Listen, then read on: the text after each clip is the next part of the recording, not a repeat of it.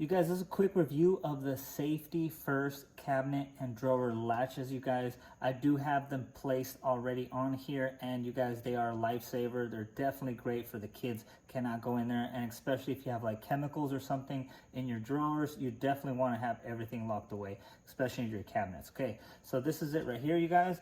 It's super easy to install. You do have 2 screws right here on this side, 2 screws, and then on the other side, the latch that's on the inside is also 2 screws. So it does come with the screws, it does come with the latches, and it also comes with this little cardboard on how to place everything. So it's very simple to use, but I just want to show you guys how it looks when you use it.